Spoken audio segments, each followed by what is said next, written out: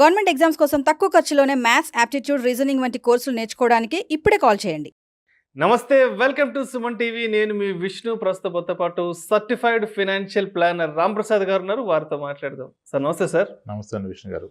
రామ్ ప్రసాద్ గారు, last 6 months నుంచి market చాలా వాలటాలిటీలో ఉంది.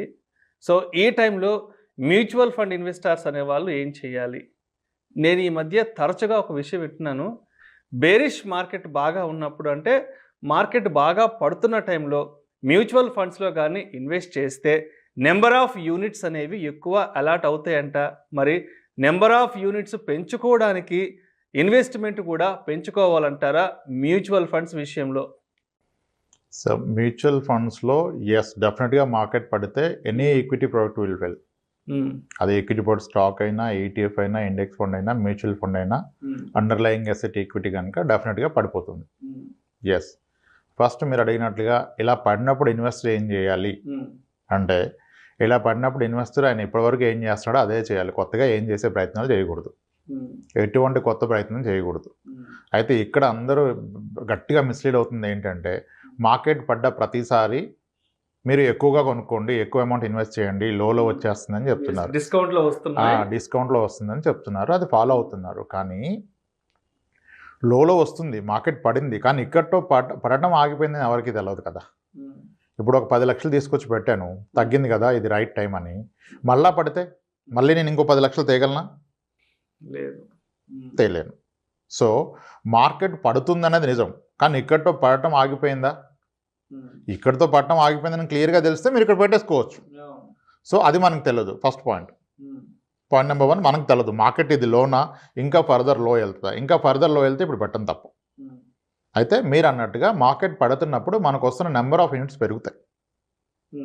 బంగారాన్ని ఎలాగైతే ధర తక్కువ ఉన్నప్పుడు కొనుక్కుంటే ఎక్కువ బంగారం వస్తుందో సేమ్ అమౌంట్కి, మ్యూచువల్ ఫండ్లో కూడా మీరు ధర తక్కువగా ఉన్నప్పుడు మార్కెట్ పడ్డప్పుడు కొంటే సేమ్ అమౌంట్కి నెంబర్ ఆఫ్ యూనిట్స్ ఎక్కువ వస్తాయి.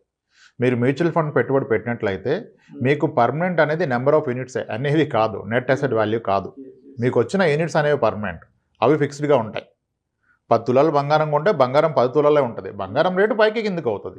సిమిలర్లీ మ్యూచువల్ ఫండ్లో మీరు కొన్న యూనిట్స్ సేమ్ ఉంటాయి, వాటి యొక్క unit rate up and down అవుతుంది. అందుకనే ఎస్ఐపిని అంతగా ఎందుకు ప్రమోట్ చేస్తారు?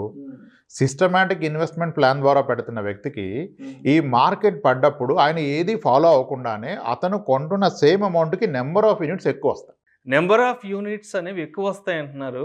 అంటే కొత్తగా ఆ రోజు పెట్టే ఇన్వెస్టర్స్కి ఎక్కువ వస్తాయా? ఆల్రెడీ ఎప్పటి నుంచో పెడుతున్న ఇన్వెస్టర్స్కి, ఎగ్జిస్టింగ్ ఇన్వెస్టర్స్కి యూనిట్స్ ఎక్కువ వస్తాయి అంటారా? ఇప్పుడు యూనిట్స్ అనేవి మీరు కొన్న రోజే ఫిక్స్ అండి, అవి ఇంకా మారవు.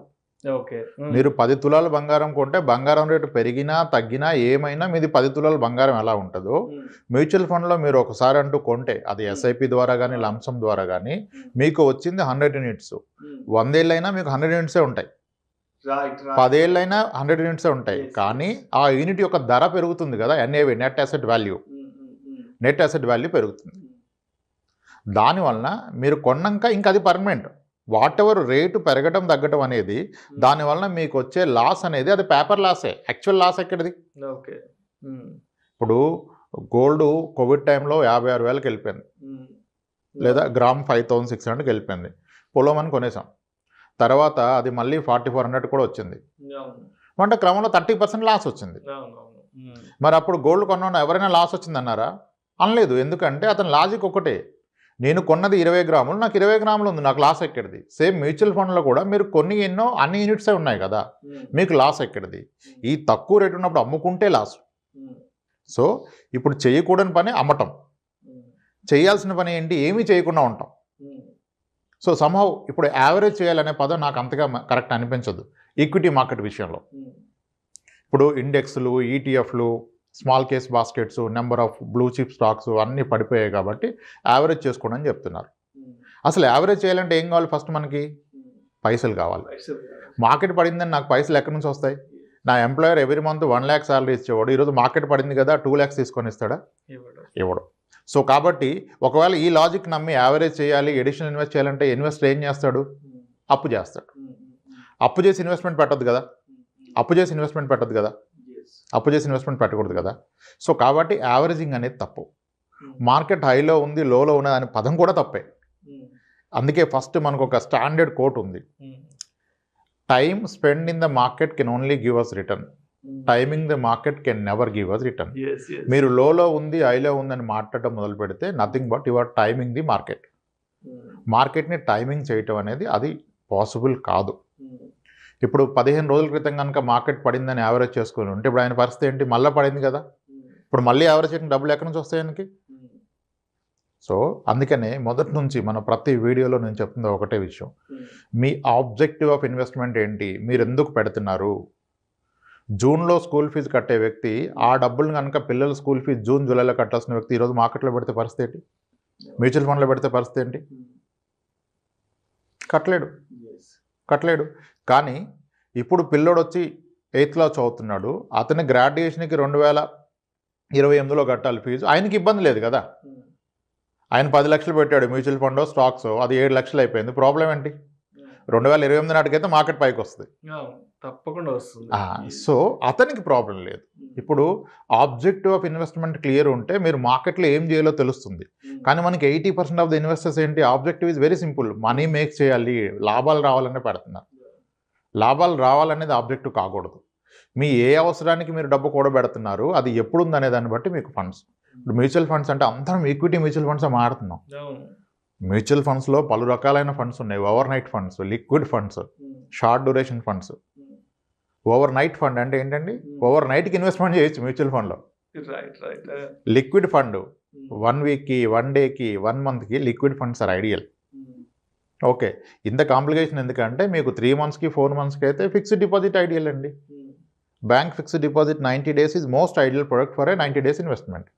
ఇప్పుడు కొన్ని బ్యాంక్స్ సేవింగ్స్ అకౌంట్ మీద 5.5 to 6 ఇస్తున్నాయి. అన్ని బ్యాంక్స్ కాదు, కొన్ని బ్యాంక్స్, ఐడిఎఫ్సి ఫస్ట్ లాంటి బ్యాంక్స్ ఇప్పుడు ఇస్తున్నాయి.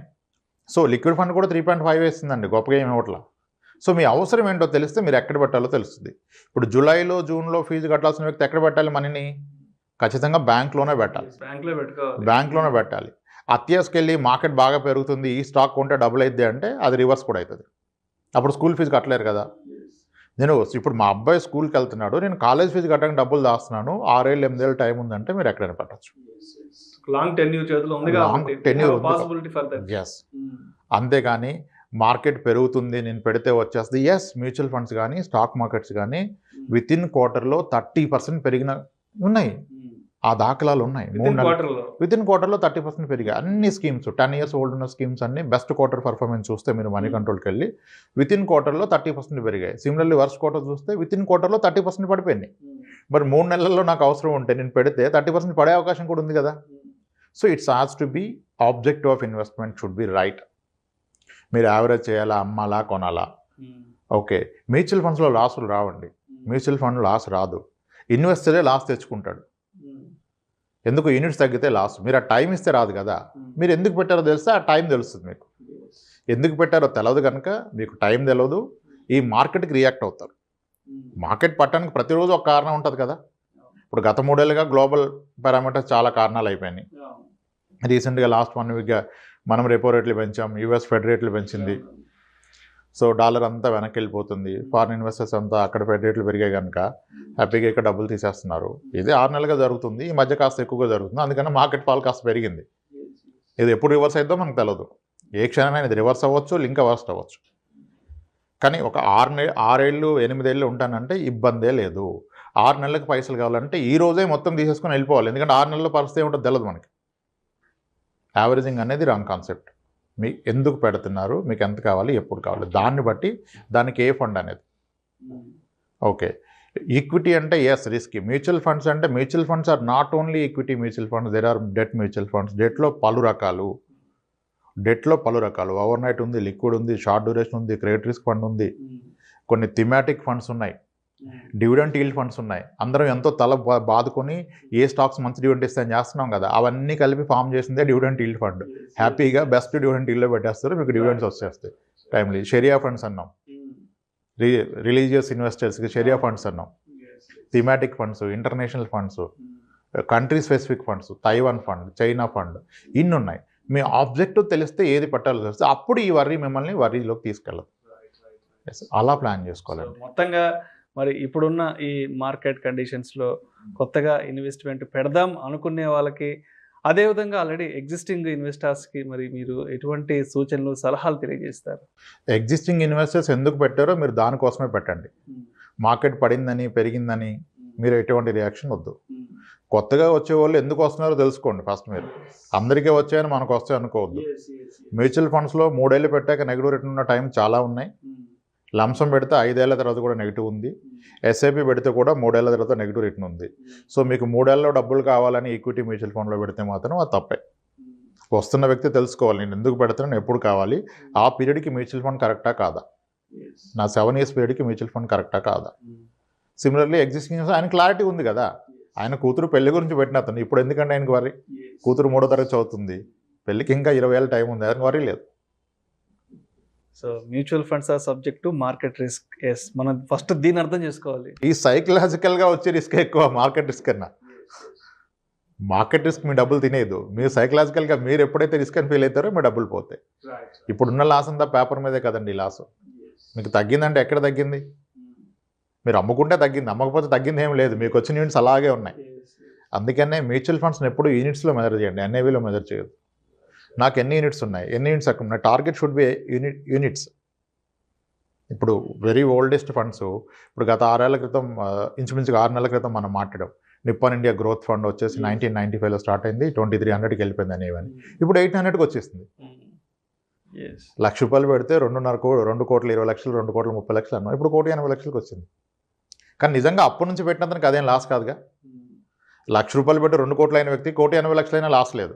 కానీ మొన్న ఆ మాటలు విని పెట్టి ఎవరైతే మొన్న ₹1,00,000 పెట్టి అది కిందకి వెళ్ళిపోయింది 80,000కి, అతనికి loss. So objective should be clear అండి. Right, thank you sir, thank you so much Ram Prasad గారు. ఇప్పుడున్న ఈ వాలటాలిటీ మార్కెట్లో మ్యూచువల్ ఫండ్ ఇన్వెస్టర్స్ అనేవాళ్ళు ఎటువంటి జాగ్రత్తలు తీసుకోవాలి, ఎటువంటి విషయాల పట్ల అవగాహన పెంచుకోవాలి అనే అంశం గురించి ప్రేక్షకులకు మీ విశ్లేషణ ద్వారా చాలా చక్కగా వివరించారు. Thank you so much sir. Right అండి విష్ణు గారు, థ్యాంక్స్. ఇలాంటి మరిన్ని interesting videos and valuable information కోసం వెంటనే మా ఛానల్ను సబ్స్క్రైబ్ చేయండి, లైక్ చేయండి, షేర్ చేయండి. అదేవిధంగా మీ అభిప్రాయాలను వీడియోస్ కింద కామెంట్స్ రూపంలో మాకు తెలియజేయండి. This is Vishnu signing off.